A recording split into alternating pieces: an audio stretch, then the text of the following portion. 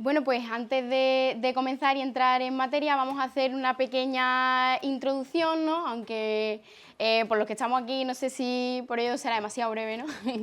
Pero vamos primero a conocer un poco la ciudad de Roma, porque las procesiones, aunque nosotros llevemos y vayamos a hacer una procesión allí, no es algo realmente novedoso, sino que la ciudad pues ha cogido este tipo de manifestaciones, ¿no? Y se ha hecho también la propia ciudad a ello, ¿no? Entonces vamos a conocer esa perspectiva primero un poco y luego vamos a ver la propia ciudad de Roma, cómo la ciudad se ha ido tejiendo y construyendo también para acoger a los peregrinos y hacer pues todas esas rutas de peregrinación, ¿no? A través de las basílicas. Así que vamos a comenzar. Pedro. Bien, pues buenas tardes. Yo tengo que empezar diciendo que estoy profundamente agradecido a mi archicofradía, a las personas que hayáis pensado en nosotros y además de muy agradecido a todas las personas presentes porque la verdad es que impone el ver la sala de juntas completamente llena, el tema es un tema que concita mucho interés, entonces pues nada, muy agradecido. Y nada, pues pensamos estructurar esta mesa redonda como una conversación en la que hablemos de diferentes cosas y de alguna manera estructurábamos, pues en función de intereses que tenemos cada uno en nuestros ámbitos, cómo podíamos lanzarnos la pelota de uno al otro y ir hablando de distintas, al final como acabar haciendo una trenza con lo que vayamos hablando de aspectos diferentes, pero que se van a ir solapando uno sobre otro.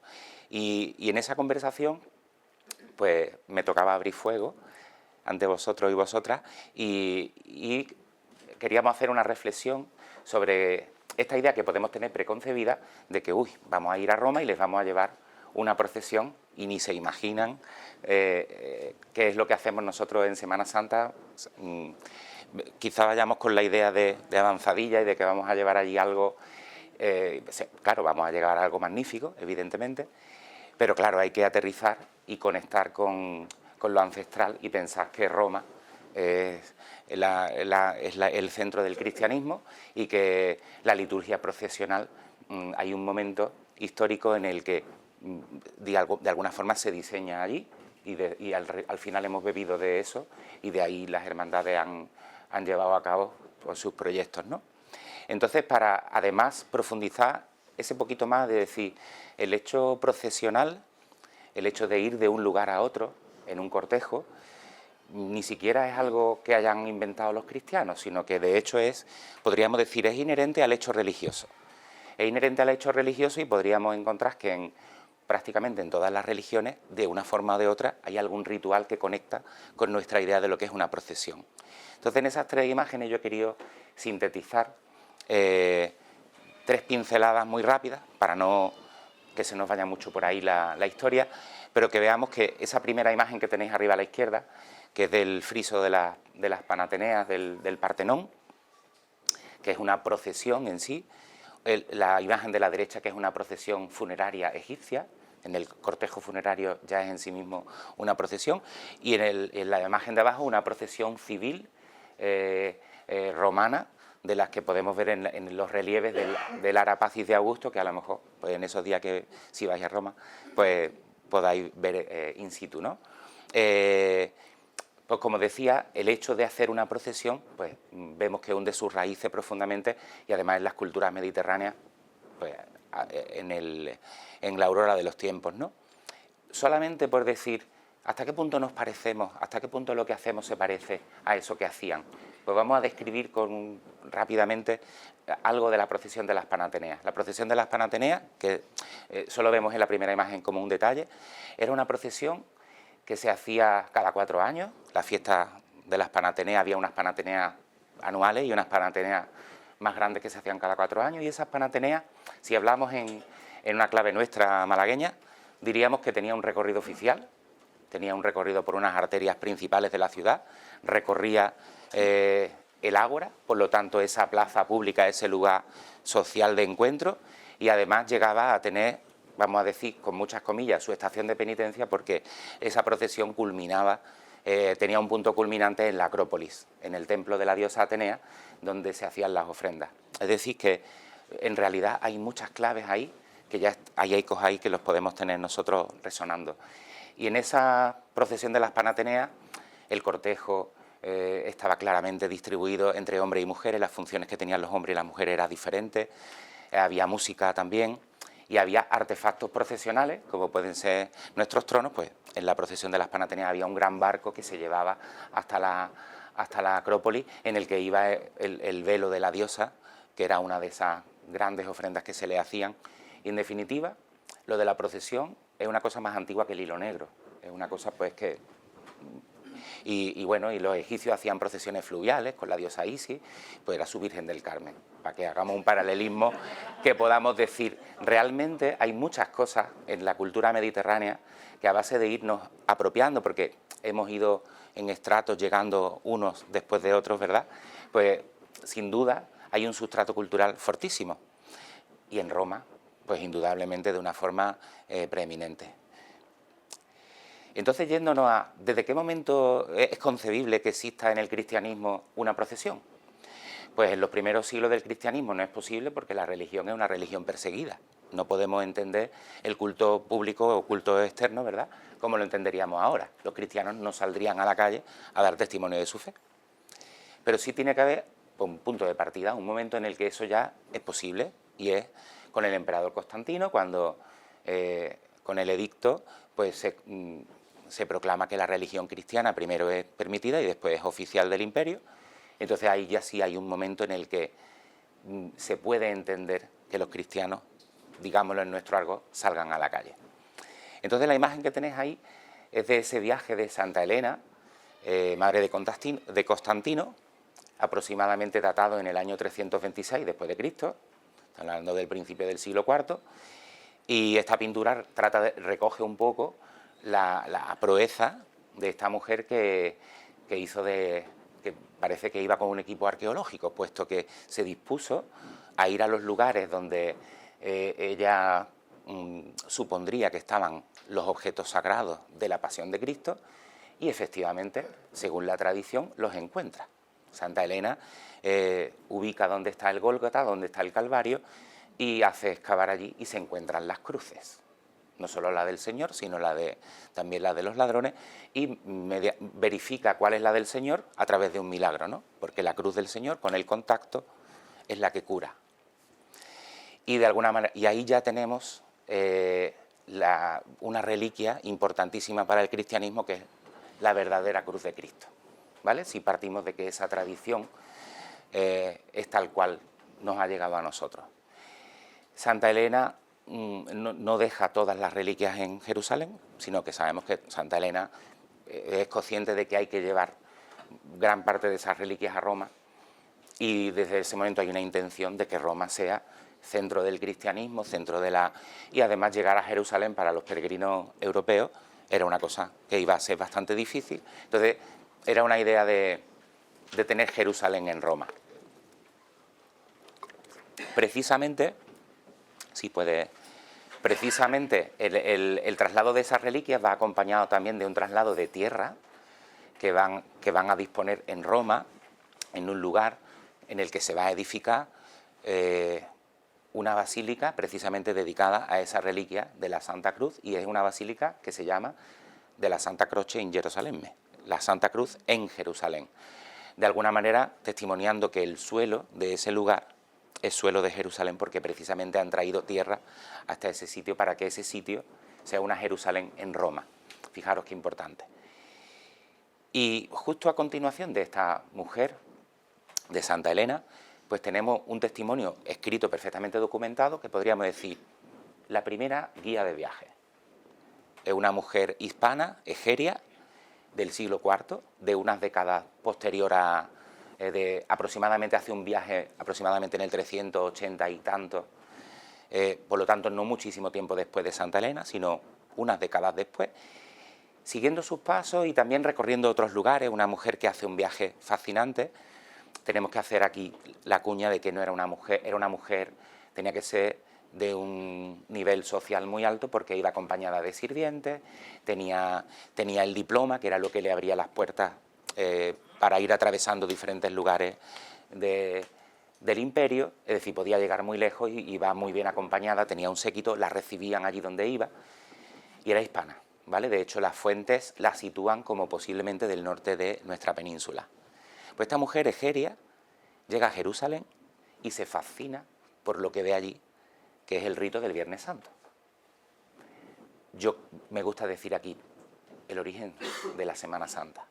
¿Por qué? Pues porque lo que ella ve con sus propios ojos y lo describe con todo lujo de detalle es cómo hay un evento perfectamente organizado en el que una gran multitud, que son los habitantes propios del lugar y los peregrinos a los que se le suman, pues llevan a cabo un cortejo en forma de procesión que recorre los lugares sagrados. Se va al Huerto de los Olivos, se va, por supuesto, al Gólgota, se va al Santo Sepulcro, se va y se extienden a lo largo de numerosas horas recorriendo esos lugares en los que se medita, en los que se leen textos del Evangelio, en los que se hacen ahí unos primeros, algo que se podría aproximar, ¿verdad?, a cómo entendemos nosotros pues la estación de penitencia, la procesión, como lo queramos definir. Y en esa procesión, nosotros lo podríamos llamar procesión, que presencia esta mujer, ve que además la reliquia, el leño de la cruz, un fragmento de la cruz, es dada a venerar a los presentes, a toda esa multitud y a besar, ¿no? Ya tenemos ahí el culto directo a las reliquias, que ha sido permanente a lo largo de la historia de la Iglesia, ¿verdad? Es una tradición que llega hasta el presente y que en el mundo de las cofradías lo hemos extendido, ¿verdad?, el ósculo, el beso, a las imágenes. Es una cosa que hemos convertido además en un ceremonial. Hoy estamos en víspera de besamano, de la Santísima Virgen de la Esperanza. Y ese ritual del beso se convierte en una especie de punto culminante, aunque después de ahí van al Santo Sepulcro, en definitiva. Y ella lo define con un lujo de detalle asombroso, en un libro que está ahí, que existe, y que nos ha servido para conocer que es que había un ritual muy antiguo. Estamos hablando de siglo IV después de Cristo. Y sabemos ya que las reliquias, se han llevado muchas reliquias a Roma, por lo tanto, y la intención de Santa Elena cuál era, entonces es muy fácil suponer pues que en Roma se vaya a organizar pues una liturgia que de alguna manera trata de ser una reproducción de lo visto y lo vivido en Jerusalén. Es decir, el eco de Jerusalén se llega a Roma. Y en Roma, que es donde se tienen todas esas reliquias, y por ejemplo tenemos algunas de las reliquias que se veneran en la Basílica de la Santa Cruz en Jerusalén, pues está el título, que es el INRI, para que nos entendamos, ¿verdad?, el cartelito de la parte superior de la cruz, el fragmento de la cruz, creo que unas espinas de la corona, es decir, una serie de elementos que forman parte. Sabemos que reliquias como esta hay por toda la cristiandad, pero en esta basílica tienen, en otra iglesia de Roma está la columna de la flagelación, en otra basílica de Roma está la escala santa, los peldaños por los que subió Jesucristo, en fin. En Roma hay una concentración de reliquias importantes y entonces se va dibujando un rito para el Viernes Santo romano que consiste en una procesión, en una peregrinación que parte de la Basílica de San Juan de Letrán hasta la Basílica de la Santa Cruz en Jerusalén y de vuelta, por lo cual tenemos ahí una estación de penitencia con toda su definición, porque es trasladarse de un templo a otro y regresar al punto de partida.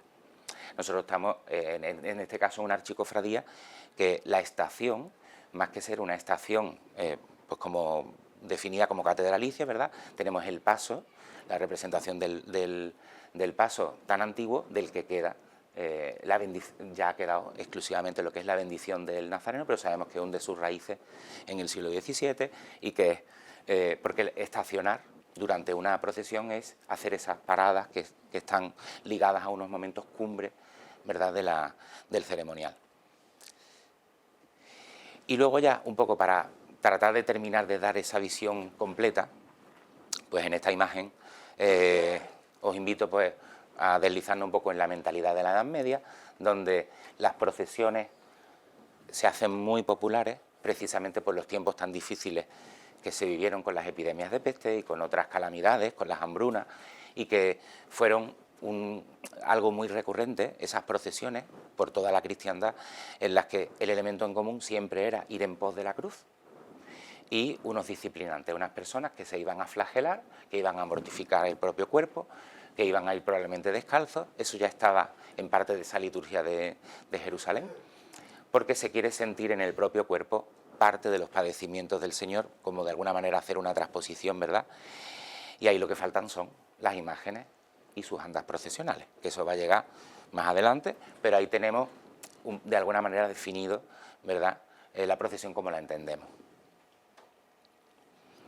Y entonces me parece muy significativo, muy importante que aterricemos un poquito en nuestra archicofradía, donde tenemos de un lado el Santo Lignum Crucis, una reliquia, una astilla de la verdadera cruz de Cristo, una reliquia que desde hace unas décadas procesiona en la procesión del Jueves Santo, como vemos, pues llevada con un paño humeral en señal de especial veneración, ya que se trata de una reliquia muy importante. De hecho, tiene una consideración más alta que el resto de las reliquias, y sabemos que se le rinde una veneración distinta a la del resto de las reliquias. Y va, pues, en esa comitiva antecediendo al trono de Jesús Nazareno, del dulce nombre de Jesús Nazareno del Paso. Y la cruz guía, que es, pues, de la transposición que hemos, de esas cruces que abrían esos cortejos, de esa cruz que estaba presente desde los inicios, y al final no nos hemos desligado nunca de ese elemento, ¿verdad?, que abre siempre nuestros cortejos. Si no es una cruz guía, es una cruz parroquial, pero a fin de cuentas la cruz. Y antes de, ya le voy a dar la palabra a mi amigo Enrique, terminas con una práctica piadosa, que es la práctica del Vía Crucis, que evidentemente está sumamente ligado a todo esto. El Vía Crucis no es más que la observación de lo que se hacía en Jerusalén, ascendiendo esos pasos hasta llegar al Calvario. Y eso hay un fraile dominico en la Edad Media, San Álvaro de Córdoba, un andaluz, que es el que dice: si ir a Tierra Santa y hacer esas estaciones meditando sobre la pasión del Señor nos aporta una indulgencia, ¿cómo no podría ser reproduciendo esa misma meditación en otro enclave, ¿no? Esa devoción la lleva primero a su convento, pero es una devoción que se hace muy popular, que se extiende de una forma que la Iglesia la adopta como válida, y la Iglesia es la que determina si el creyente, el fiel que haga ese ejercicio del Vía Crucis va a obtener la misma indulgencia que si hubiera ido a Jerusalén. Entonces ya tenemos, pues casi en cualquier lugar del mundo, un Calvario, como tenemos nosotros en Málaga, un Monte Calvario con sus 14 estaciones y con su ejercicio piadoso el Vía Crucis desde hace siglos, ¿verdad? Y de alguna manera, si conectamos todas esas realidades, pues es muy emocionante ver que lo que nosotros vamos a hacer, los peregrinos de la esperanza que van a ir a Roma, formando una única hermandad entre los hermanos del Santísimo Cristo de la Aspiración, los hermanos de María Santísima de la Esperanza, van a hacer una procesión que hunde sus raíces en lo ancestral y que conecta con toda esa profundidad. Y bueno, pues ahora viene una parte muy interesante, que es cómo Roma responde a todas esas inquietudes. Así que así ya empieza a ser una conversación.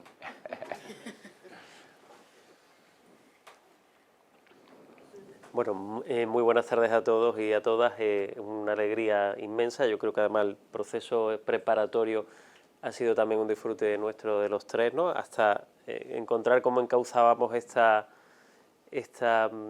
conversación, ponencia, coloquio, porque se ha ido a extender más de la mesa redonda, porque entendíamos que podíamos atacar algunos puntos neurálgicos de esta historia que nos une, y que antes de nada yo también agradezco evidentemente estar entre archicofrades en la casa, entre amigos, porque además coincide que compartimos amistad, además de otras muchas cosas, y nos planteábamos hacer pues estas dos pequeñas intervenciones, ahora que después vayamos a volcarnos al debate, que quizás va a ser más encarnizado. Yo creo que es muy interesante que podamos escudriñar y definir sobre qué nos parece tal o cual el itinerario, que lo vamos a ver y se va a describir en imágenes también, y que yo sé que muchos de ustedes también lo conocen, Pero antes planteábamos cómo llegar, ¿no? La importante de la llegada, el camino preparatorio casi a poder entender desde nuestro localismo, desde nuestra realidad que todos yo creo que conocemos bien,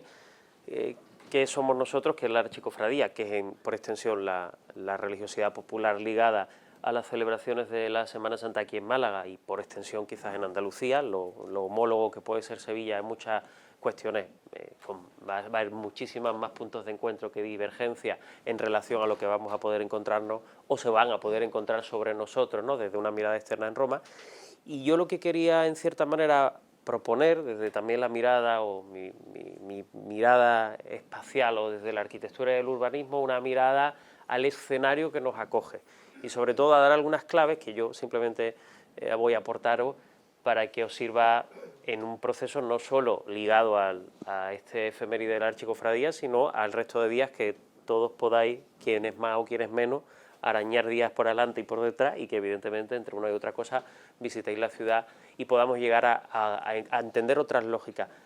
Les voy a confesar que la colección de estas imágenes para mí ha sido muy complicada, porque era resumir en 5, creo que hay 7 o 8 imágenes combinadas, una especie de aterrizaje a la historia de Roma de una forma que he tenido que simplemente enhebrar 3 o 4 palabras clave que yo traía ya más que armadas, pero bueno, incluso aquí, para que no se me escapen, que sí pueden ser interesantes para las relaciones que se establezcan. Yo no voy a hablar ahora mismo directamente de lo que va a pasar en próximos días, pero simplemente como preparatorio, ver qué ha pasado anteriormente y que también nos conecta de una u otra manera, porque al final todo esto es una especie de bucle infinito que nos conecta de forma cíclica. Lo que tienen en imagen es una vista de Roma, un grabado de Piranesi de 1823, principios del siglo XIX, pero bueno, muy ligado a la ensoñación, al recuerdo ya de una época ilustrada, finales del 18-19, donde ya había aparecido la disciplina de la arqueología, donde ya se está intentando entender el pasado, digamos en el punto local de Roma, que era la ciudad del entonces, y conectarse con esta gran palinsecto, o sea, cosas amontonadas una de otra a lo largo del devenir de la historia, que cuentaban esa cronología de una ciudad milenaria, que si perciben van a ver muchas cosas, yo no voy a entretenerme en describirlas exactamente, pero muchos conoceréis edificios que están presentes, sobre todo, bueno, el del fondo creo que es clave, ¿no? Y también era un poco el homenaje directo, empezar con esta imagen, porque quizás nosotros vamos a verlo y por 2 veces este Coliseo como uno de los grandes centros neurálgicos de la ciudad. Esto es una imagen, les digo, de principios del 19, en un momento donde ya hay una ya incipiente construcción de la historia per se, pero no deja de reflejar un momento que a mi juicio es bastante clave, que retrae o que nos retrotrae en este caso donde yo quiero aterrizar, que es en torno al 1550 como una fecha mágica, que es alto renacimiento, el Cinquecento italiano, y que va a ser clave en esta historia. Les digo, esto podría ser una imagen parecida, aunque es muy evocadora y es algo ficticia, de cómo podía estar esa ciudad en competencia entre 2 mundos totalmente opuestos, que habían sido coligados, que era la antigüedad clásica, o llamados por muchos la antigüedad pagana, y el cristianismo, una vez que el imperio lo toma como religión, y esa convivencia entre arquitecturas del pasado y arquitecturas del presente, entendiendo presente el siglo XVI, ¿no? Ahí se va a producir esa especie de ambivalencia, algo que está rotando continuamente entre la idea de la antigüedad y la idea de ese cristianismo, y sobre todo de los estados pontificios, que van a utilizar en eso que conocemos como el humanismo y que se traducirá en el Renacimiento, en aprovecharse, y lo digo con comillas pero con mucha intención, del mundo antiguo para revitalizar una ciudad, sobre todo Roma, que iba a usar en otras ciudades italianas también, como va a suceder en la Florencia, bueno, las herramientas del pasado como un valor, digamos, de mercado, ¿no? Iba a introducirse otra vez la vocación clásica. Y les digo, esto es muy importante porque a partir de este momento la arquitectura cambia radicalmente, y cambia radicalmente en una conexión que nos toca muy de cerca, porque se podría explicar en el trono perfectamente, que es en una revisión que hacen estos señores llamados humanistas sobre la figura de Platón, y utilizarán 3 conceptos que unifican. En este momento el tratadista Alberti, que es el gran arquitecto del Renacimiento, y yo solo se los nombro, vendría a tomar una idea que decía que el cosmos, el orden y la belleza son la misma cosa. Y por lo tanto no se podía no dar belleza, sino solo a base de la geometría, porque la geometría como respuesta natural de la matemática y la matemática de cómo se comprende el mundo natural, era la única fórmula de producir belleza. De tal manera los edificios iban a empezar a comportarse como entes autónomos. Cada uno de los edificios debían de representarse de forma unívoca con una geometría pura. Lo que están viendo ustedes en pantalla es algo parecido. Se recuperarán los círculos, las elipses, los triángulos, los cuadrados en sus formalizaciones que sean plantas centralizadas, cúpulas, frontones, columnas, elementos puramente geométricos que aporten significado. Y eso se lo van a tomar estos señores absolutamente clave. Eso va a ser muy importante porque habrá una conjunción donde de forma no vista hasta la fecha el mundo antiguo y el cristianismo se unen para siempre hasta hoy. Y yo tenía una frase aquí con comillas, ¿no? Porque es a veces siempre que esto se dice siempre que al final no es hacer pagano el cristianismo, como algunos opinaban, sino los autores le llaman la cristianización de la antigüedad clásica. Y eso es simplemente en la victoria de Roma. Cuando hablamos muchas veces de la victoria de la Roma renacentista, es simplemente cómo el círculo, el edículo, ahora sí vamos a darle cancha, el edículo, que vamos a ver un poquito más allá, cuando hablamos del edículo, es el círculo que se representará en la cúpula y por extensión, por supuestísimo, en la cúpula de San Pedro del Vaticano de Miguel Ángel, va a ser el centro del mundo. Y el elemento cilíndrico, cupular, en forma de campana, representa la perfección geométrica y por extensión la perfección de Dios. Eso es una, vamos a decir, una complicidad que se permiten estos señores, pero que a partir de ahí la ponen en el juego. Ese era el vector del humanismo y del Renacimiento.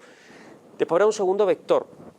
En esta imagen que es un grabado de 1575, y sí les pido que se fijen la fecha, aparecerá algo que yo voy a referir en estos próximos minutos, que son las 7 basílicas de Roma, algo que sabrán y ahora yo les voy a contar muy brevemente y que nos va a dar también cancha después la discusión. Si se aprecian, este grabado de época, firmado en 1575, todas esas imágenes, San Pedro lo que están viendo ustedes abajo, y si Lide, tú tienes puntero ahí, esa es la cúpula, una incipiente cúpula que después que está ya en construcción, y lo que se está viendo ya es la hegemonía de ese nuevo lenguaje del mundo, que va a ser el valor de lo geométrico. Eso está ahí construyendo la basílica, y si ven ustedes el resto, que es lo que me interesaba, son todas, vamos a decir, iglesias medievales, por decirlo de una forma genérica, elevadas todavía del lenguaje de Constantino y sobre todo en época medieval, y vamos a ver todas, sobre todo las de extramuro, San Lorenzo, Santa Croce o San Paolo, como todavía están derivadas de un mundo que han tenido reformas, pero va a ser el Vaticano el que apodere esa cuestión. El otro vector que les decía es el del peregrinar. La peregrinación, y por eso yo quería tomar el testigo de lo que Pedro decía, va a ser algo absolutamente próximo o perenne en la ciudad de Roma. La ciudad de Roma había sido durante muchos siglos, y sobre todo desde la llegada de San Pedro, cuna, al igual que Jerusalén, por circunstancias diferentes, cuna de la civilización, o de, vamos a decir, de la cristiandad. Y por tanto atractor de peregrinos continuamente. Los peregrinos van a Roma en devenires parecidos a los que buscarían determinados lugares, y se irían familiarizando con unos deambuleos o unos recorridos de peregrinaje que, digamos, se van a presentar a mediados del siglo XVI y bastante hasta la actualidad, porque se siguen haciendo en Viernes Santo, en Roma se sigue haciendo la visita a las 7 basílicas, algo absolutamente opuesto a lo que hacemos nosotros. Aquí son las imágenes las que peregrinan y en Roma son las personas las que peregrinan para ver las cosas, cuando aquí son las cosas, entiéndanme las cosas con muchas comillas, son las que vienen a vernos a nosotros.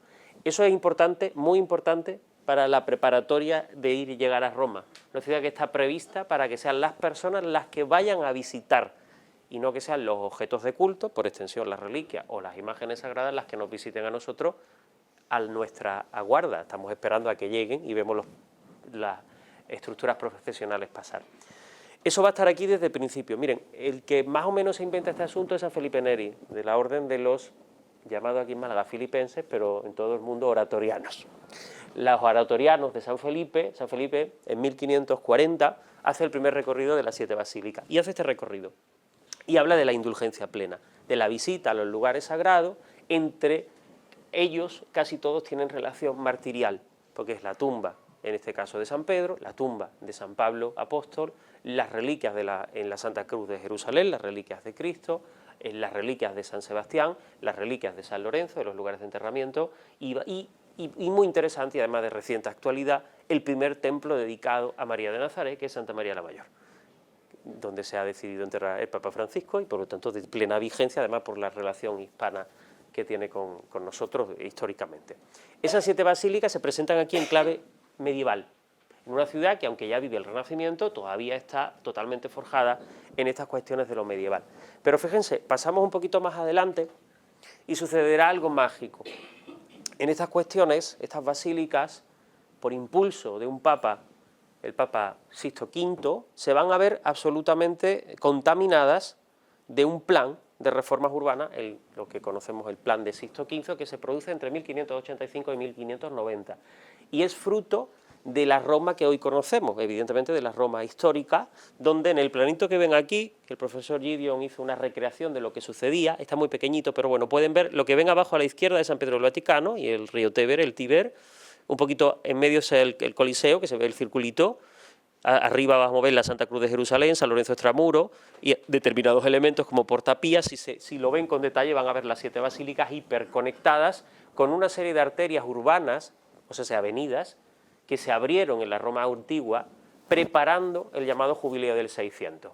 En el año 1600 los jubileos se celebraban por el entonces cada 25 años, ya en el de 1550 se instauró eso del giro de las 7, bueno, en italiano la visita de las 7 basílicas, y era algo que se hacía en Semana Santa además, a veces en miércoles y jueves santo y otras veces posteriormente en el siglo ya en viernes y sábado santo, y se dedicaba a la visita ¿para qué? Para tomar la indulgencia plenaria importante, y que además se hizo de obligado cumplimiento en los jubileos de que el que no hiciera esas visitas a las 7 basílicas pues no llevaba la indulgencia, y se obligaba a esos recorridos por lo que la ciudad se va a preparar, y se prepara de 2 formas, adaptando su urbanismo en algo que los autores se ponen de acuerdo a decir que el Papa Sixto V prácticamente es casi el primer urbanista de la historia, es la primera persona que planifica una ciudad a unas demandas y necesidades.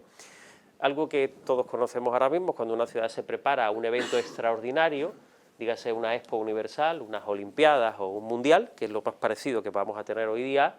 Esto fue el Mundial de su tiempo, el Jubileo de 1600 era el gran momento donde Roma esperaba una cantidad absoluta porque se dio indulgencia plenaria, o sea, la indulgencia era para toda la vida, y por tanto se esperarían riadas de peregrinos que circularían por estas basílicas, de las que además se transformarán utilizando los códigos del Renacimiento, ya rozando el 600, en lo que ya conoceremos después como barroco, con transformaciones de edificios, bien reformas de los mismos, en el caso de las basílicas, pasará en San Giovanni Laterano, o en San Lorenzo, o en San Pablo, o con la creación de nuevos edificios que sirvieran además de escenografía de la ciudad, algo plenamente de genuina barroca. Es quizás lo que se está viendo aquí, Santa María del Popolo, el tridente del Popolo, la puerta de entrada entendida como una especie de arco de triunfo, pero en la cristiandad, o sea, la bienvenida a la ciudad católica por excelencia, la bienvenida a recibir a la ciudad santa, o mejor dicho,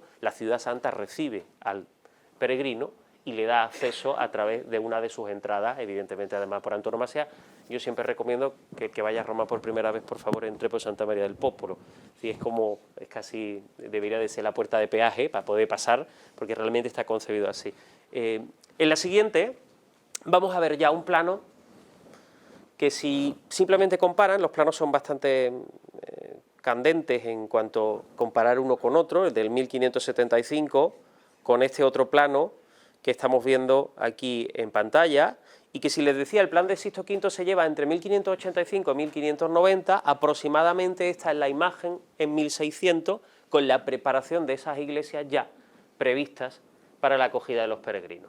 Si las comparan, y yo pues no puedo entretenerme, aunque me gustaría hacer descripciones específicas, ya todas han empezado a transformarse, sobre todo con el valor de los elementos del Renacimiento. Sobre todo la cúpula de San Pedro, que la verán abajo, la elipse de Bernini, la antesala, contada siempre por los teóricos de forma tan fácil, que es el abrazo de la cristiandad, que es como la cuentan todos los libros.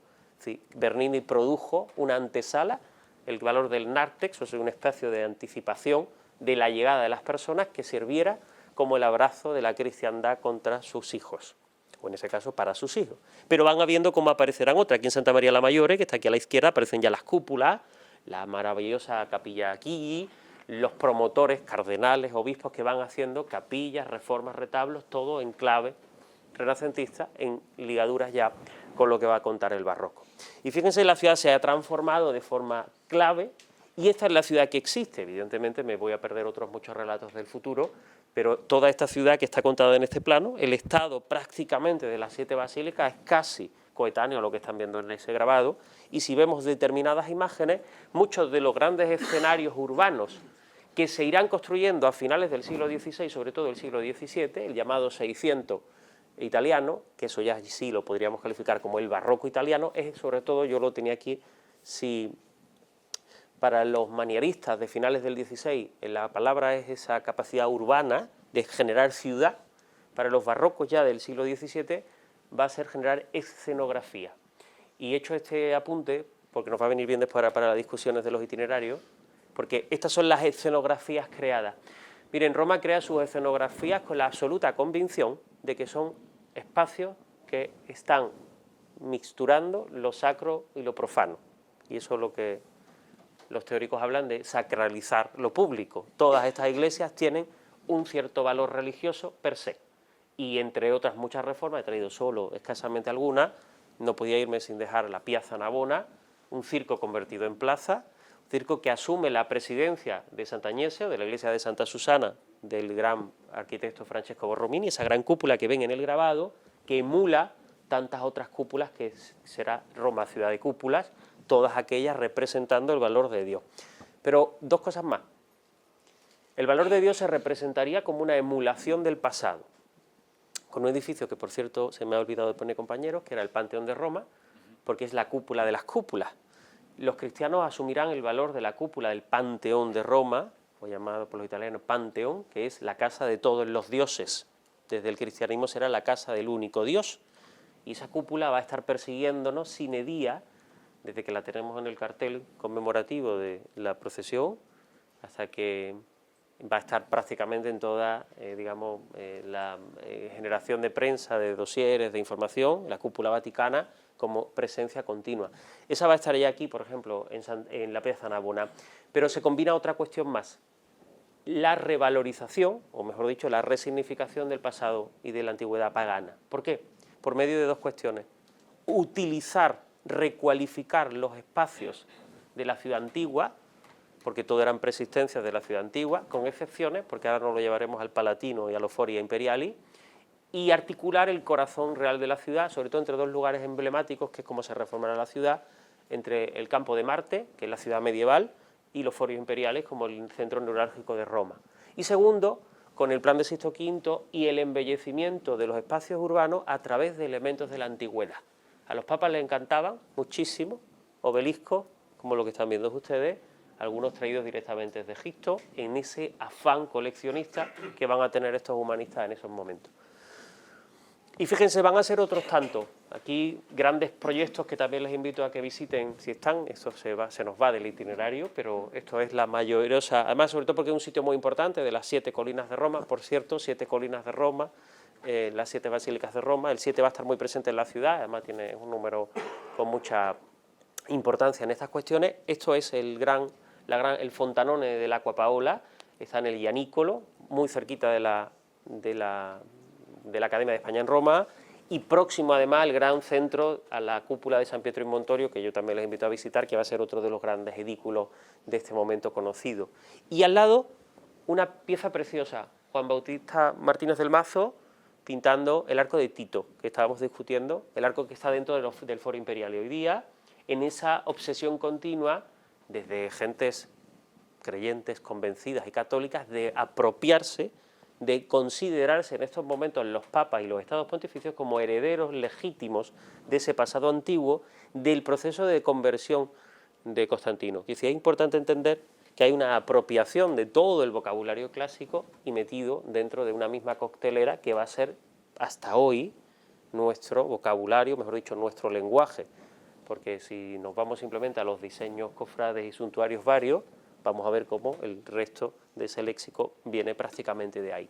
Y eso converge en la última imagen que yo traía para dar esta cuestión desde entender el ejercicio del peregrinaje, esa idea, vamos a decir, un poco naif, pero que van a ser los romanos los que se muevan en vez de los objetos litúrgicos que se muevan o cultuales, el hecho de que la ciudad se prepare de forma física para poder albergar esos movimientos y que nos permita incluso ahora poder celebrar este jubileo también en muchos de los lugares próximos a los que se están dando.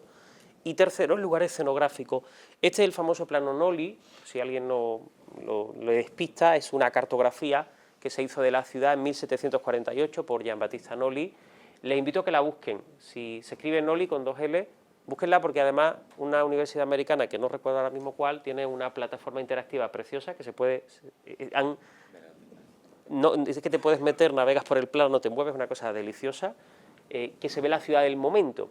Realmente la ciudad de 1700 no dista tanto en cuanto a su digamos, extensión y hegemonía a la ciudad que podemos conocer hoy, que es esa aquí. Si están viendo ahí, simplemente, yo iba a hacer una captura de zoom, Lidia, si tú puedes marcar el Coliseo, que se ve ahí a mitad, ¿puedes ampliar un momentito? Ahí, perfecto, miren. Ha sido error mío que yo iba a traer el zoom de esta imagen. Bueno, miren, lo que están viendo ahí, esa elipse, porque no es circular el Coliseo, aunque mentalmente no nos parezca, es el Coliseo, una presencia permanente, se ve el arco de Constantino en una mancha muy chiquitita, y lo que tienen a la izquierda, esta mancha vacía, y que en los planos históricos y en las cartografías nunca se edifica, es el corazón de la ciudad antigua, que son los foros, y por extensión el Palatino, que es lo que linda con el Circo Máximo, que es por donde vamos a pasear. Termino con esto, porque yo antes de nada, y ya casi que aprovecho para tirar la pregunta, no nos han dejado en los extrarradios. Sí, hay una cuestión funcional y orgánica, pero la ciudad de Roma ha como cuidado sus vacíos en una lógica extraña, entendiendo que los lugares de la memoria del pasado eran intocables. Además, los italianos, como grandes defensores del patrimonio que hoy conocemos y casi punta de lanza de la conservación patrimonial, siempre han entendido que esto era el punto neurálgico de su historia civilizatoria y, por tanto, conecta el Estado, toda la realidad romana, y es casi una evolución continua. Justamente lo que vamos a ir bordeando casi en un itinerario de costuras, ¿no? de pespuntar un área profundamente sagrada, permítanme el adjetivo, porque conecta además a todos estos espacios de prácticamente 2 milenios y medio. Pues nos metemos en conocer recorrido, ¿no? Y cómo vamos a empezar si no es con la imagen de la Virgen, ¿no? Aunque aquí evidentemente en Calle Lario, pero nos tenemos que imaginar esta estampa y a nuestra Virgen de la Esperanza y nosotros con ella, pues en Roma, si esto quiere. Creo que tienes que ajustar. Tengo que ajustar el tamaño de la... Ahí. Más o menos, ¿no? Bueno, sí. No sé ya si es al 100% o... Bueno, se ve, ¿no? Se ve perfectamente. Se ve bien, ¿no? Sí. Bueno, no me deja ir para atrás ahora. A ver. Dale a maximizar. Listo. Ahora sí, ¿no? Listo, ahora sí. Bueno, pues este recorrido casi que el ampliado. Ya nos lo hemos visto todos, ¿no? Y lo tenemos visto ya por la red. Lo que nosotros vamos a hacer ahora es como un viaje a través de ese recorrido, que, bueno, como hacemos la ida y la vuelta, que tenemos dos perspectivas, ¿no? Dos imágenes, vamos a ver la Virgen tanto a la ida por una serie de localizaciones, pues con una luz más diferente, ¿no? Más de día, y luego pues a la vuelta que nos pillará un poquito más con la tarde-noche, ¿no? Pero nosotros nos vamos a ir a esos puntitos y ya veréis que no vamos a hacer la vuelta porque la Virgen pasaría por esos mismos puntos que ya hemos visto a la ida, ¿no? Entonces, vamos a comenzar, si queréis, justo desde donde vamos a salir, ¿no? Que es la Piazza Celimontana, desde donde pues estará la carpa, el tinglao, y desde allí partirá la procesión. Esta plaza, bueno, el nombre, evidentemente, como antes ha comentado Enrique, el 7 en Roma es muy relevante, ¿no? Y están, evidentemente, las 7 colinas de Roma, ¿no? una de esas 7 colinas es la colina del Celio. Entonces, evidentemente, este espacio en el que nosotros nos vamos a mover es precisamente esa colina y la plaza pues no tiene otro nombre que no sea en referencia a esa colina. Y esta foto que traíamos, si no me equivoco, es el hospital militar, ¿no? Un edificio del siglo XIX, con ese estilo neoclásico, Sí. y que está pues presidiendo ese espacio grandísimo, ¿verdad?, que, que han dejado para que hagamos el tinglao, más que carpa. Tinglao, que es más bonito que nosotros carpa. le llamamos como por su nombre, exactamente, tinglao. Y es ese punto de partida. Sí. Bueno, si seguimos avanzando y aquí saldríamos hacia Vía Claudia, aquí tenemos, bueno, creo que aquí hay un arco, ¿no?, importante de Sí, cuando hicimos un poco, quisimos estructurar con esa serie de puntos de interés, ¿no? Como en dónde nos vamos a fijar para hacer las fotos y dónde vamos, un poco esa perspectiva que vamos a tener siempre de cofrade de los sitios bonitos, ¿no? De alguna manera un poco que tengamos presente la historia del lugar. Y en esa Vía Claudia, que es una línea recta, ¿vale?, una vía muy antigua además de la ciudad de Roma y que nos conecta directamente con el Coliseo, pues justo creo que prácticamente en la curva que hará el cortejo procesional al salir se va a encontrar con ese arco di Dolabella e Sileno, que es un arco pues que tiene origen romano y que ha sido transformado en distintas ocasiones, un arco peculiar porque está encajado en un muro, y esa portada de los monjes Trinitario, sí. que ya ahora es una entidad no religiosa la que se ubica ahí. La iglesia se restauró y continúa siendo como tal que da culto, pero lo que es el resto del monasterio ya está desacralizado completamente. Y entonces todo el tránsito por la Vía Claudia vamos a tener a un lado los muros que hacen no me sale ahora. Bueno, los muros que rodean la colina del Celio, el Parque Celio, vamos a tener a un lado en los que hay restos arqueológicos del antiguo templo del Divo Claudio, y al otro lado una parte más urbanizada que corresponde aquí se ve creo que bastante bien esta zona, que es la que hace referencia al que está pues los muros, ¿no?, los paramentos, digamos, de lo que es los restos arqueológicos, y esta zona que sí que es un poco más, como dice, urbanizada, ¿no?, en la que hay pues edificaciones y casas que son pues mucho más recientes. Y vamos a tener desde muy lejos pues la perspectiva del Coliseo al fondo. Sí, que no sé si alcanza a verlo, pero estaría justo aquí, el Coliseo, es eso que se va vislumbrando en el camino.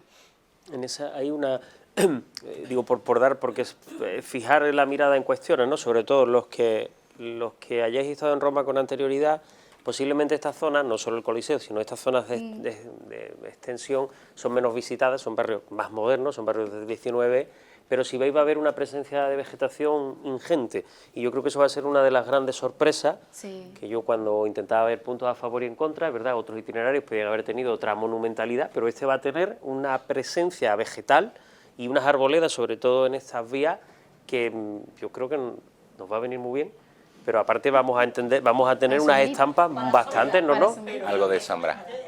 Ha sido uno de los reproches que se nos han hecho. Es decir, yo creo que en la gestión o en la frustración en parte del recorrido había demasiada arboleda, demasiado parque, demasiado campo. Íbamos buscando recorridos o entornos más urbanos. Y yo celebro que tú lo veas como un plus, como una cosa positiva, ¿no? Sí, yo creo que, sí, además lo defiendo con toda, en este caso, ¿no? Igual, digo, por poner luces y sombras. Es cierto que ahora cuando vayamos avanzando más al circo, pues vamos a tener otras cuestiones un poquito más duras, pero es verdad que sobre todo esta parte yo creo que el arranque de itinerario va a ser bastante bonito, porque hay esa contraposición entre una fachada urbana y una fachada vegetal, y ese juego de equilibrios va a ser bastante interesante. Además, las contraluces y la arboleda yo creo que va a beneficiar, yo creo que... Y esa vuelta va a ser bonita. No sé si nos va a llevar a estampas de la Alameda, pero quizá a lo mejor...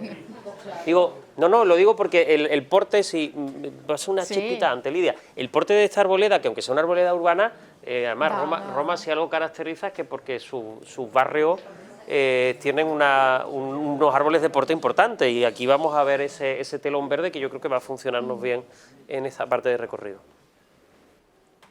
Bueno, y como comentábamos, al final de la Vía Claudia nos lleva directamente al Coliseo. Sí es cierto que la fachada que nosotros vamos a ver va a ser esta. Esta es la perspectiva por la que vamos a ver pasar a la Virgen, bueno, y al Cristo de la Expiración. Y bueno, ¿qué vamos a decir del Coliseo, ¿no? Es una obra pues cumbre, ¿no? Y evidentemente verdaderamente paradigmática, ¿no? Cuando pensamos en Roma, evidentemente pensamos en el Coliseo. Y que hablando un poco más de lo que es la arquitectura, es precisamente de creación romana, es decir, no tiene antecedentes, como sí ocurre con otras construcciones que adoptan los romanos, ¿no? Que lo traen de los griegos. Pero es verdad que el Coliseo, como tal, bueno, lo que es los anfiteatros, ¿no? Que es la tipología, sí que es verdaderamente de creación romana. No sé si... Sí, yo creo que si vemos la siguiente Sí. imagen, que nos da una perspectiva un poquito de lo más que es, aérea, sí. porque es verdad que nos vamos a...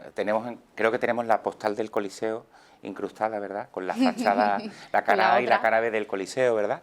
Y precisamente vamos a transitar cerca de esa cara B, por llamarlo de una forma que entendemos perfectamente, que es esa fachada más desnuda, algo que responde pues al uso.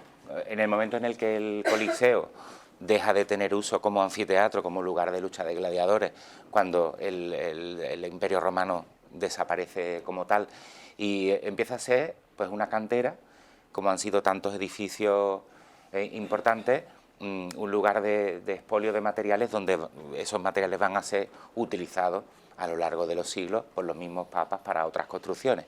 En Málaga tenemos un teatro romano que fue siendo desmantelado paulatinamente, del que su graderío lo que queda es una pequeña parte de lo... La Alcazaba se ve además perfectamente, claro, ¿no? Las columnas y los capiteles reutilizados. Entonces, ahí tenemos esa lectura y yo creo que en la siguiente, esta imagen esto es algo que reconozco que he descubierto muy recientemente y me interesaba mucho traerlo a colación, porque lo he descubierto visitando Roma en febrero, es decir, hace nada, visitando el Coliseo, un proyecto del arquitecto Carlo Fontana, de época barroca, del siglo XVIII, de principio del siglo XVIII, un proyecto que yo no había estudiado antes, no conocía, y del que ya he leído a posteriori, ¿no?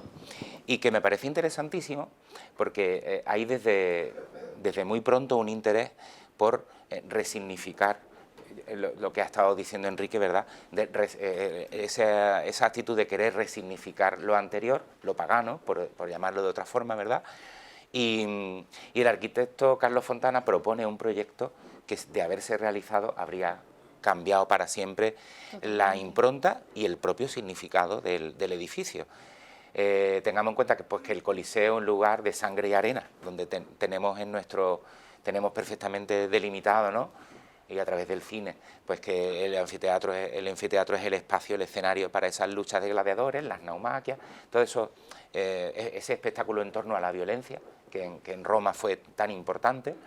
Pero luego hay un imaginario, sobre todo medieval, en el momento en el que en la Edad Media se empiezan a hacer las narraciones de las vidas de los santos y de los mártires, y hay muchas de esas narraciones que llegan a nosotros en forma de tradición y que nos cuentan que muchas de las muertes que se produjeron en el Coliseo, en otros lugares también, pero en el Coliseo, que fue sangre derramada de los mártires pues, que eran perseguidos por su fe cristiana, y aunque no está fehacientemente documentado, la tradición es la que lo ha ido sosteniendo, ¿no? Toda esa leyenda. La Iglesia, evidentemente, le interesa, claro, un sitio tan emblemático, tan grande a nivel monumental, que tiene esa significación tan importante, a la Iglesia sí le interesa, ya que además va a ser uno de los centros de la ciudad, ¿verdad? Le va a interesar resignificarlo. Y el arquitecto plantea un templo circular, una martiria, ¿verdad? Un lugar dedicado a los mártires. Plantea transformar la arena del Coliseo en un nártex elipsoidal. Hay aquí esas conexiones que podemos encontrar con la plaza de San Pedro del Vaticano, ¿verdad? Una galería, una columnata y una galería de imágenes y de esculturas que evidentemente habría sido como un eco, ¿verdad? Y desde lo que desconocemos, yo hasta el momento desconozco si la no realización del proyecto responde solo a cuestiones económicas, ¿no? de estar emprendiendo otras fastuosas obras en la ciudad, o si directamente el proyecto no se entendió o no se... El caso es que ha quedado solamente en la memoria a través de los planos y de los dibujos originales de... Y me interesa para conectarlo con una realidad que se vive en el Coliseo el Viernes Santo. Es precisamente cuando Carlos Fontana plantea esa idea de iglesia en el centro de la arena del Coliseo, el Papa Benedicto XIV, en 1749, es quien instaura el Vía Crucis en el Coliseo. Es cuando decide que ese anillo que bordea la arena del Coliseo va a ser un recorrido perimetral que va a tener las estaciones del Vía Crucis, va a haber una cruz de forma perpetua y se va a celebrar allí el Vía Crucis. Sabemos que a lo largo de los siglos la práctica de ese Vía Crucis ha sido intermitente, no se ha hecho siempre, se volvió a hacer en el siglo XX, en 1925 puntualmente, pero luego durante mucho tiempo deja de hacerse, y es Pablo VI, ya en los años 60, quien ya lo instaura de una manera, vamos a decir, definitiva, que llega hasta el presente y en la que el pontífice va a presidir, en casi todas las ocasiones, va a presidir ese rezo del Vía Crucis. Y eso conecta, esas fotografías son de este año o del pasado, es decir, conecta con una realidad, quizá es el único evento pues como que conecta mucho con nuestra realidad y nuestra vivencia de la Semana Santa, como es el ejercicio del Vía Crucis en forma procesional. Sabemos que se sigue haciendo el recorrido por el interior del Coliseo, ahora se te retransmite por televisión, puesto que la multitud se congrega en el entorno del Coliseo, entonces es retransmitido con sistemas de megafonía, etcétera. Hay, como veis, una cruz iluminada con fuego, y si visitamos el Coliseo en cualquier momento del año hay una cruz permanentemente en ese anillo de la arena del Coliseo. Me parecía que, creo que cuando pasemos cerca del Coliseo y con la esperanza y con el Cristo de la Aspiración pasando por allí, por estos enclaves, creo que vamos a tener presente ese rito tan importante para la vida romana del Viernes Santo, ¿no? Que es su lugar del Vía Crucis, en el que entonces queríamos como en este punto detenernos, porque desde luego quizá va a ser el punto más emblemático, ¿verdad? Y de noche quizá nos va a llevar más a esta imagen. Pásame atrás un momento. Atrás, vamos allá. Es que no he podido... Claro, ahí te he puesto ahí el... Pero no he podido evitarlo, además no lo saben, lo he guardado. Lo he guardado por... Bueno, cuando Pedro propuso esta imagen en la colección de imágenes que hacíamos en común, a mí se me venía a la cabeza, bueno, y además esto está la conexión. Si alguno quiere visitar esta iglesia, prácticamente existe, y además está en España. No, está en España y es de Carlos Fontana, que es decir, es uno de los mayores ejercicios barrocos que están hechos en España, que Carlos Fontana, bajo proyecto de 1685, se permite un poco el lujo de hacer lo que no hizo en Roma, y es la Basílica de Loyola en Azpeitia. Si alguien ha estado en la casa territorial, vaya, en el lugar de origen de la Compañía de Jesús, los jesuitas le piden a Fontana, discípulo de Bernini, de ahí la conexión con la columnata y donde había trabajado muchos de los proyectos berninescos, le piden un templo centralizado como gran metáfora de la centralidad de la Iglesia y sobre todo colocado en la casa, ¿no?, en el lugar madre de la Compañía de Jesús. Una pieza fantástica, es un poquito más pequeño en escala, ¿no?, un poquito más reducido, no tiene la columnata, porque además se coloca, pero hay una relación con el paisaje que es bastante interesante, la pieza que hace Carlos Fontana. El proceso es más complicado. Entre una de las causas por las que esto no se hace está la guerra de sucesión española, digo porque es muy divertido el asunto. El papado, como se tiene que terminar posicionando, eso y las invasiones otomanas que están sucediendo, es un tema fundamentalmente económico, el que el proyecto no termine de despegar, que sí, fundamentalmente es porque los dineros estaban en otros sitios de más urgencia, como suele ocurrir. Recuerda vagamente San Pietro en Montorio, ¿verdad? Claro. La cúpula en un Sí, patio lo que es... relativamente pequeño. Mira, por lo que daban estos tiempos yo he tenido que hacer tijera, porque era una de las imágenes canónicas. San Pietro, el pequeño templo que los reyes católicos orlaran a la ciudad de Roma y por extensión, ¿no?, obra de Donato Bramante, y es casi la pieza cero, ¿no?, el punto de inicio de toda esta digamos, hegemonía de las plantas centralizadas. Después otra, evidentemente, eran los proyectos vaticanos. Hay una sección maravillosa del proyecto primitivo, tanto el de Miguel Ángel y el de Bramante, con las secciones de cúpula y esa presencia muy activa, ¿no?, de esta, que aquí se refleja, ¿no?, y ese diálogo continuamente que va a hacer. Y el tercero, digo, por lo, Carlos, que lo que decía, yo les invito a que si van a Roma, suele solo poderse visitar los domingos a primera hora, no sé los cuerpitos cómo estarán. Es la iglesia de San Ivo la Sapiencia, la iglesia de Borromini. Es una iglesia que Borromini hará en forma de trébol mixto, construida dentro de un patio de Bramante. Pero está cerrada por trabajo de restauración. Ahora está, ¿no? Vaya. No lo Entonces, mala sombra. Yo no he conseguido todavía verla. Continuando con el recorrido, otra de las estampas que veremos cuando ya cojamos dirigiéndonos hacia lo que es el Circo Máximo, veremos esta preciosa estampa del Coliseo con el Arco de Constantino, que es uno de los que mejor se conservan y de los de mayor envergadura, si no recuerdo mal, de los que un poco más al lado del Coliseo, un poco más arriba, está también el Arco de Tito. Y lo interesante de este tipo de construcciones conmemorativas es que se descontextualiza un poco lo que es la arquitectura, ¿no? Porque este tipo de arcos se entendería en una muralla, ¿no? Por ejemplo, para hacer el acceso a una ciudad, pero lo descontextualizan precisamente pues, para glorificar, ¿no?, lo que son las batallas, los emperadores, ¿no?, y la grandeza de Roma. En la época de la República, este tipo de... bueno, tienen un poco su origen en ese momento, cuando se hacían de manera un tanto efímera, ¿no?, únicamente para recibir al ejército, ¿no?, y de forma victoriosa, y ya en la época imperial pues se construyen estas grandes edificaciones, ¿no?, que además el arco es impresionante, con 3 vanos y tiene pues... Tienes la siguiente imagen, Sí. Además, que Aquí se ve lo ves mejor. un poquito más... Sí, sí.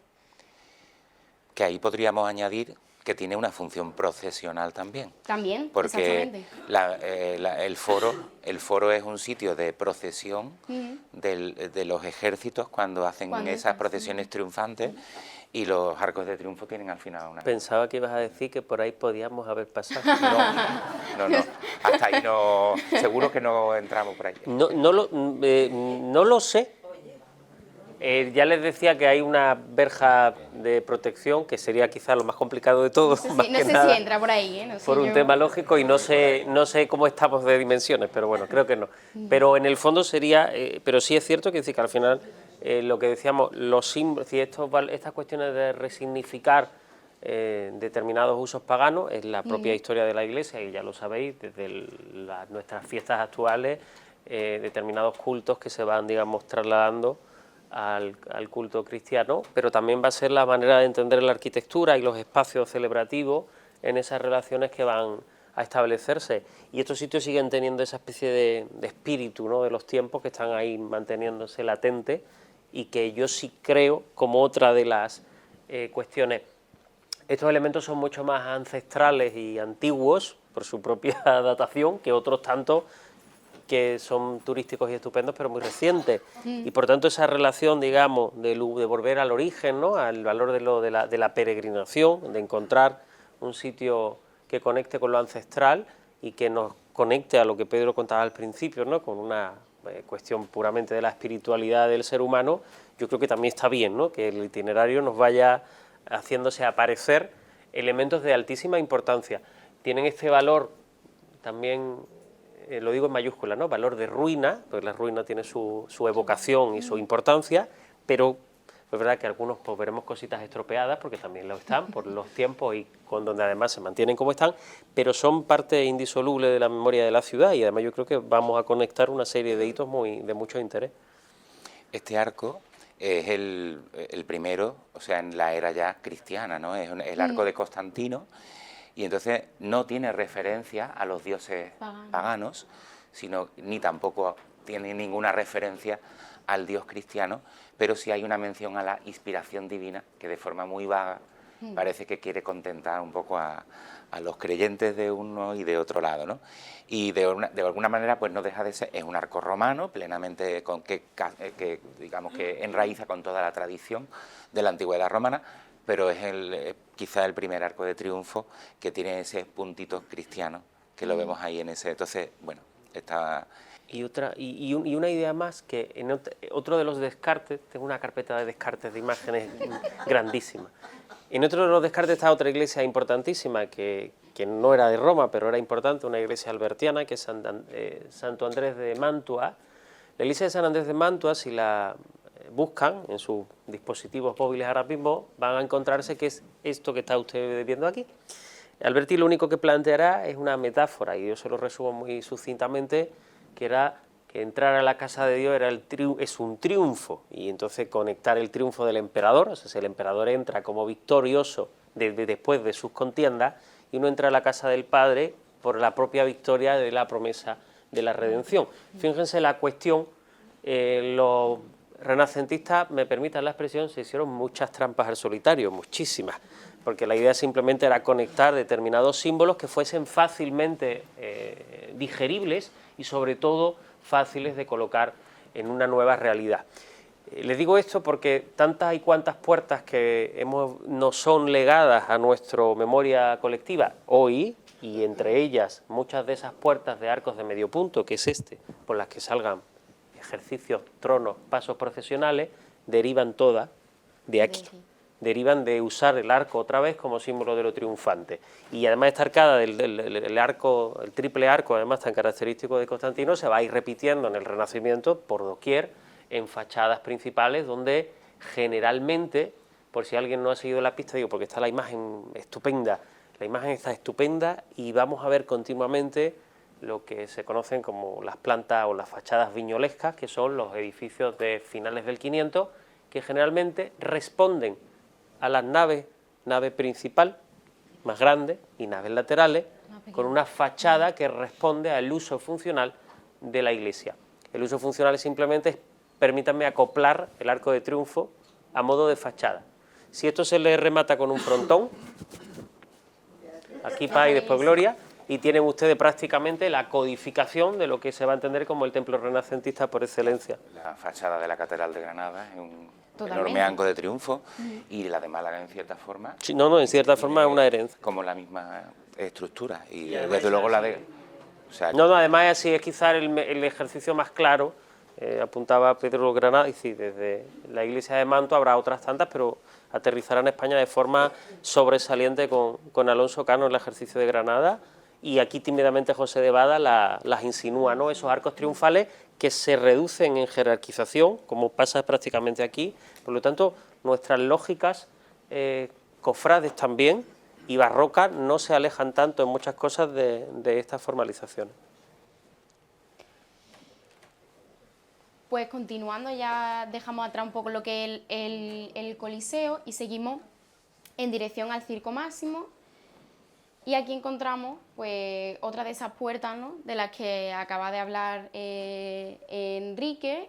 Si quieren avanzamos un poco más, que aquí es la situación para que ustedes vean que está justo aquí. Y esta parte de aquí sería el Circo Máximo. El Circo Máximo.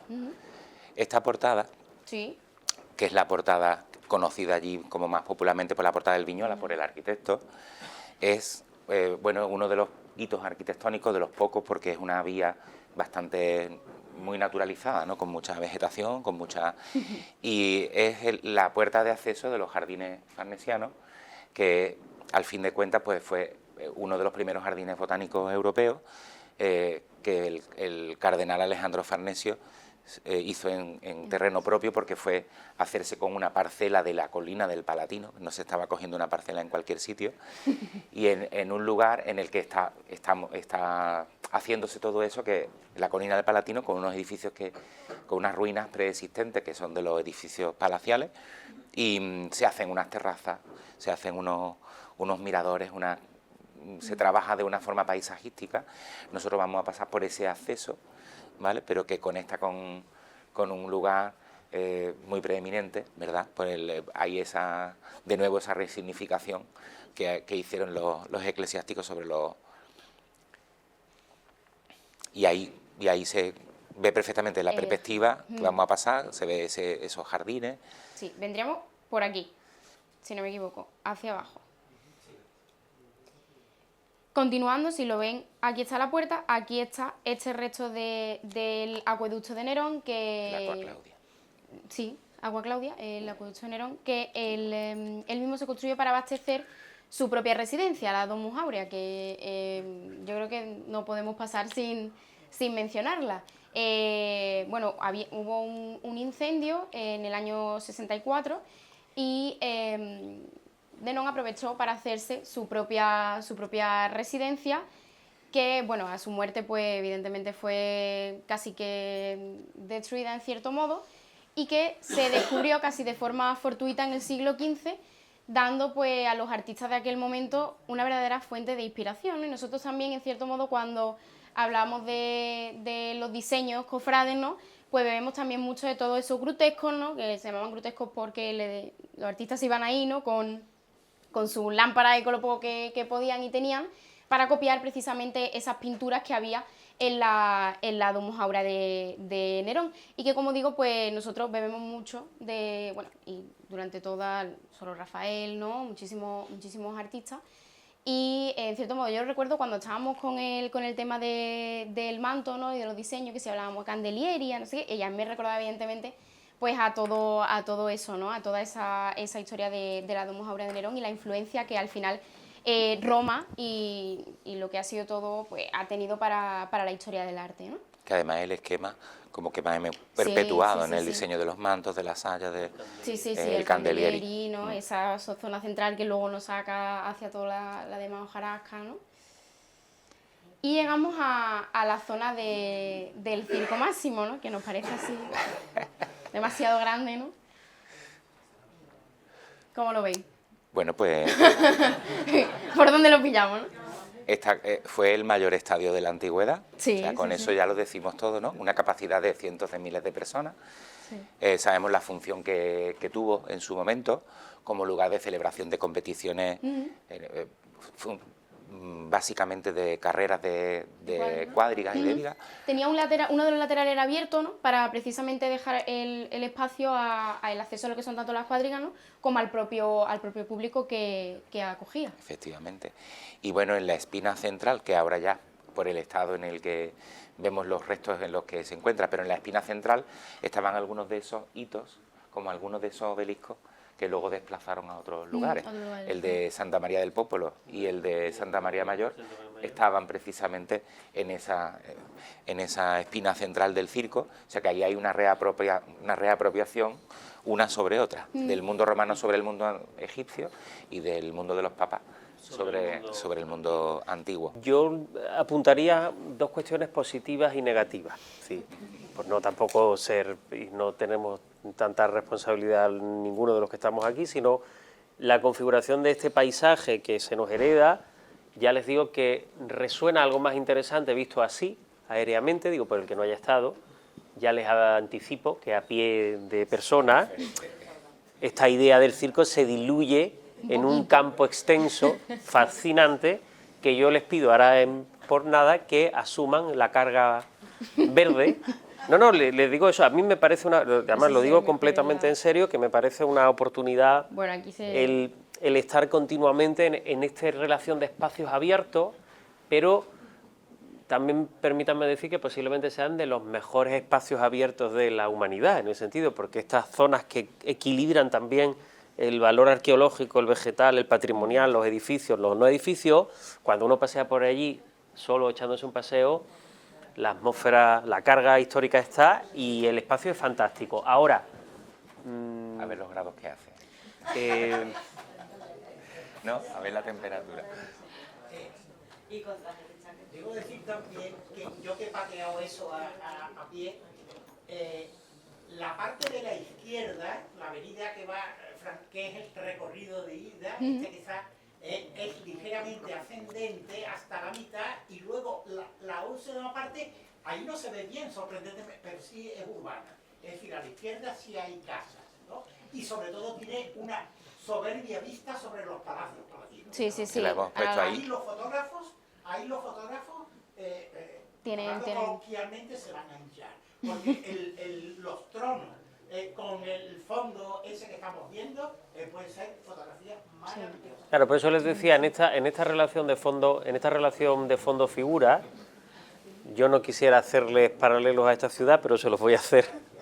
En el momento que alguna hermandad se sale un poquito de algún lugar de lo poco que queda de cierta raigambre histórica y abarca las periferias, nada más hay que ver las fotos actuales, me refiero, sea Ribera del Río arriba, abajo, y por lo tanto, si hacemos esas comparativas donde nosotros mismos estamos acostumbrados a llegar desde los arrabales históricos, pues hombre, si equilibramos el peso de arrabales históricos con nuestra cuestión local a este paisaje de confrontación, y yo les digo, lo que creo que hay que ir preparados con la mirada alta, pero no lo digo pero lo estoy diciendo con toda la seriedad, quiero decir, estamos muy acostumbrados a ver la relación del trono y posiblemente además esto nuestros hermanos sevillanos lo puedan llevar un poquito incluso peor, porque están muy acostumbrados a entender el objeto procesional de forma muy cercana, totalmente encima, ¿no? Y nosotros vamos a estar aquí en otras lógicas que yo sí creo que recuerdan, digo creo, esas grandes estampas memorables de la Alameda, que nuestras fotos, y hace poco lo contábamos, en la agrupación de cofradía yo lo contaba, de aquellos años 20, en los regresos de mañana, pues creo que algunas de esas estampas, valga evidentemente la escala y que el trono procesional tampoco era ese y todas estas cuestiones, pero si alguno en esa memoria colectiva, ahí hay fotos de épocas, tanto en el archivo de la casa como en el archivo de la agrupación, pues algunas de esas fotos puedan a lo mejor establecer conexiones de mucho interés con este tipo de espacios que van a salir aquí, ¿no? Donde había una monumentalidad muy presente y ese ejercicio, ¿no?, de grandes espacios públicos pensados para la ciudadanía. Lo que sí está claro es que estos espacios, incluso las periferias o lo que viene siendo el límite del circo, está muy pensado para un espacio de esparcimiento de los romanos, es decir, esos son espacios que están continuamente llenos de gente en todas sus labores de paseo y de deporte y de cuestiones, y son usados con mucha fuerza, ¿no? Yo creo que esto aporta un paisaje totalmente novedoso, y esas confrontaciones también preparábamos esto de aviso a navegantes, periodistas, cofrades, televisiones y cofrades varios, a donde colocarse también, ¿no? Yo, por favor, colóquense en la portada del Viñola, porque eso va a ser una cosa, eso es propiamente antológica, ¿no? Y capturarnos el trono simplemente en el microsegundo que pase por la puerta, ya los mayordomos que atiendan, no hombre, digo porque hay muchos kilómetros de pino romano, digo, Además, ¿no? kilómetros. Yo pediría responsables de crucetas musicales, yo los lanzo al aire, que tengan atención en esos Podemos pasar PowerPoint, ¿no? Te digo, ¿no? Lo pasamos, y que hay algún puntico que, bueno, puede permitir una cierta relajación también, porque el tempo, yo creo que es una cosa muy bonita de Roma. En Roma a veces hay espacios como aparentemente infinitos, pero hay pequeños acentos, ¿no?, en esa especie de continuum eterno. De pronto pasa algo y automáticamente uno se paraliza. Incluso pasa caminando, ¿no?, que tú vas con un ritmo y aparece uno y frena. Y yo creo que la procesión también puede que se influya por ese tipo de situaciones, ¿no? Bueno, ya creo que es para dar el giro, ¿no?, hacia lo que es esta zona del Circo Máximo, para ya ir y coger lo que sería un poco como la vuelta, ¿no? Y aquí hay una zona arqueológica bastante interesante que seguro que muchos conocen, que en esa zona está la Boca de la Verità, que es la típica foto que seguro que los que habéis estado habéis ido, En la iglesia, ¿no? En el atrio de la iglesia. En el atrio de la iglesia, exactamente, en el atrio de la iglesia. No sé si yo tenía ahora por aquí. Santa María in Cosmedin. Sí, es donde está, en el atrio, está la Boca de la Verità. Y además hay un templo muy interesante que es del Hércules Víctor, que si no recuerdo es de los más realizado en mármol, quizá el más antiguo, ¿no?, con mármol del Pentélico. Y yo creo que ya es después de haber iniciado el giro. Haber hecho el giro, ya subimos por el otro lateral del Circo Máximo, ¿no?, en la vía de... Antes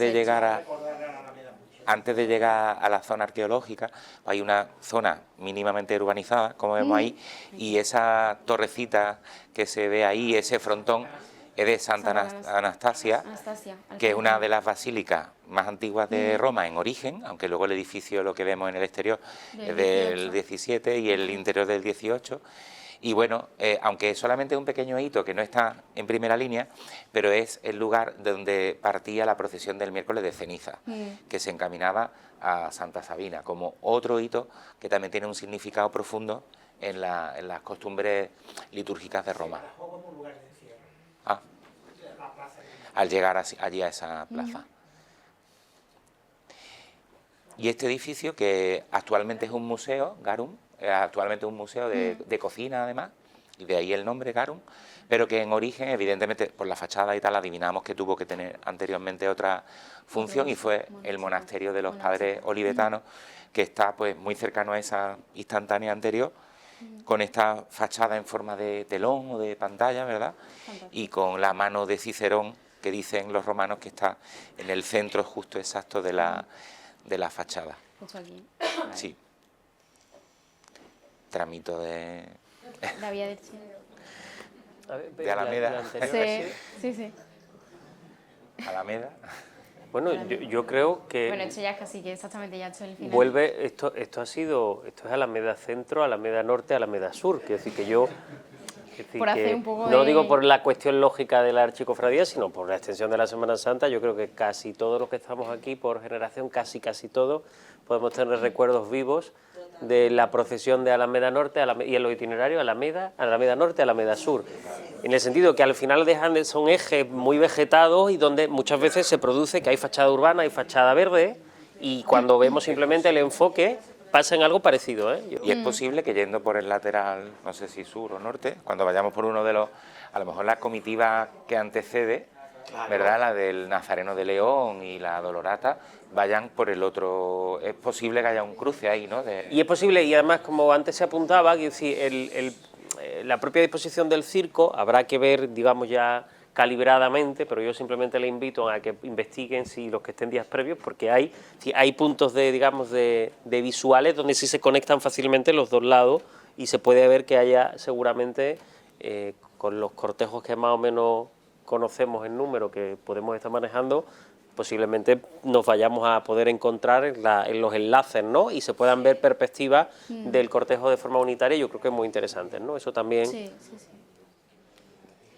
Bueno, si queréis podemos volver a la general del recorrido, porque ya partiríamos otra vez de vuelta, que volveríamos a pasar pues por todas esas zonas que hemos visto, ¿no? El Arco de Constantino, el Coliseo, y ya Y regresamos. volveríamos, que ya estaría Y a su iluminado templo. exactamente, y a su templo, a su tinglado, como cada uno. Y bueno, yo creo que ha sido una vista, ¿no? Nos llevamos cada uno un poquito de lo que vamos a ver, que no queda tanto, a la Virgen, ¿no? y al Cristo, evidentemente también al Cristo de la Expiración. Y bueno, yo por la parte que me toca agradeceros de verdad, ¿no? la implicación, que la habéis hecho facilísimo. Ha sido muy agradable. Y si queréis, si alguien tiene alguna pregunta, alguna cosilla O que aportar quiera, alguna o idea. contarnos, claro, sí, porque aquí hemos tenido maravilloso Carlos Ismael, que siempre... Una cosa nada más, tranquilizar, porque yo me tranquilicé en el sentido de que es verdad que es muy abierta, que es verdad que es muy parque, que es verdad que es poco urbano, el arco de la cabeza y tal, olvidaros de eso, pero desde luego la Virgen de la Esperanza se va a venir, se va a ver venir. Los demás no estoy muy seguro en esos aspectos tan amplios, pero la Virgen de la Esperanza se va a ver venir. No, pero las estampas yo creo que se van a ver, son preciosas, ¿no? Tanto con el Coliseo, ¿no? Tanto a la ida como a la vuelta. Y bueno, con la que hemos mencionado también, ¿no? Con el Palatino detrás, esos son estampas que yo creo que van a llegar... Y la candelería por la noche iluminada. Por dar un dato, una de las propuestas que se hicieron, bueno, que me hicieron a nosotros, era la Tema de Caracal. Eso es una avenida que es solamente parque, pues y aquello se desechó por el tema de las catenarias del tranvía. Claro. Claro, Por es la parte de que... abajo, cuando llega al circo máximo, hay un montón de catenarias del tranvía. que impiden evidentemente el paso. Claro.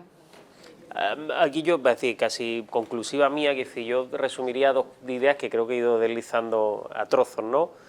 La primera, reforzar que, aunque muchas veces estas cosas son fruto de casualidades, descartes, decisiones propias y extrañas, lo que hay está cocinado en torno a un sitio profundamente histórico y importantísimo para la civilización y para el mundo. No es Roma siquiera, es que todos por extensión venimos de ese sitio además, ¿no? Como lógica. Entonces, esa es importante. Dos, que la relación de lo urbano en Roma y en Italia por extensión con la relación natural es mucho más amable de lo que lo es en España. Por lo tanto, como hemos estado viendo, por eso la propuesta también de traer imágenes, hay una cantidad de vegetación que en otra ciudad española en paralelo, digamos, sobre todo de clima semejante a Roma, la misma nuestra, ninguna de estas avenidas estarían con esta presencia vegetal que yo creo que va a ayudar a tener esos paisajes. Y la tercera, la relación que quizá, y no sé, tengo yo muy claro los horarios exactos, ¿no? Pero bueno, la posibilidad siquiera que aunque el itinerario se haga de ida y de vuelta, evidentemente la luz va a ser diferente, en el momento que haya un crepúsculo o una incluso noche, la luz de Roma, aparte de ser muy simbólica, la de día, también lo es la de noche. Es decir, Roma tiene una iluminación nocturna como muy especial y yo creo que eso, candelería arriba, procesión y sobre todo el cobijo que la vegetación y sobre todo las hileras de pino, esos pinos tan mediterráneos con tanto fuerza, ese cobijo que va a poder tener sobre el trono creo que va a dar un arrope que tampoco estamos tan acostumbrados, salvo la relación de la Alameda. Yo intuyo que por ahí pueden ir los parecidos. Y al hilo de lo que dice, sobre todo de la primera idea, no es casual. El recorrido no es casual. Fisichella tenía un extraordinario interés por las razones que habéis apuntado, el núcleo en torno al Coliseo, y además la idea de ellos del jugar fuera de casa. Nosotros, desde nuestra perspectiva cofrade, queríamos los entornos más urbanos cercanos al Vaticano. La idea de la vía de la conciliación con la Virgen hacia la plaza, Claro, eso hubiera sido... claro. Y ellos decían que eso era jugar en casa, que ellos querían ir al centro de la urbe. Entonces, enlaza con lo que tú dices, con la significación de todo eso. Es que hay que entender que la lógica de Roma, es decir, Roma tiene muchos centros y hay otras configuraciones distintas de la ciudad, además los focos, digamos, de atractores son diferentes, pero existe una memoria intrínseca que es esta, precisamente, y sobre todo es el Palatino, es decir, como el lugar casi madre y el lugar de los mártires. Entonces, yo también lo entiendo, cuando ya viendo ese itinerario, incluso las propuestas, desde la lectura plenamente cofrade o, digamos, de lo procesional, pudiera tener cierto recelo. Desde lo simbólico, por lo que sobreentendemos todos que en primer lugar vamos y estamos por esa conexión milenaria y sobre todo el refuerzo de la religiosidad popular como un vehículo absoluto, y en este caso de Monseñor Fisichella, pero también desde el propio Papa Francisco, de impulsar la religiosidad popular como un instrumento de evangelización histórico, pues esto conecta rápidamente con esta genealogía de la peregrinación y del encuentro con lo sagrado. El encuentro o que nos encuentren, y vuelvo a esa dualidad que se produce de forma explícita aquí. Entonces yo creo que eso también tiene un punto ciertamente de juego, una cosa muy didáctica de ver cómo, sobre todo los espectadores, yo sí me preguntaría, y también lanzo esto por si alguien se quiere hacer una pregunta previa, más que pregunta, como mi gran duda o incógnita, ¿cuál va a ser la respuesta de los autóctonos? Porque sus lógicas, digo, los romanos y romanas de cepa, ¿no? Sus lógicas son diferentes, no porque no les guste o les guste más o les guste menos, sino porque, aunque estemos compartidos en esta mediterraneidad, evidentemente hay muchas lógicas comunes, pero hay otras cosas en torno a esto que son diferentes, ¿no? Entonces yo creo que eso se puede producir como un espacio de encuentro súper interesante y que aporte además yo creo que va a aportar algo genuino, que evidentemente es lo nuestro, pero cómo esto encaja en toda una historiografía larguísima de sucesos semejantes, ¿eh? Y también teníamos claro, yo lo dije la primera vez que nos vimos, simplemente en el buen sentido. Estoy contigo en lo de que a la Virgen se le va a ver, todos sabemos lo que somos y lo que tenemos, pero que también seamos muy conscientes de que todo no nos lo hemos inventado nosotros, que también era positivo en el sentido de tener, ¿no?, la suficiente distancia, ¿no?, un poquito de sosiego, de poder entender de dónde venimos, para sobre todo tener más profundidad de lo que somos, ¿no? Yo creo que eso estaba bien.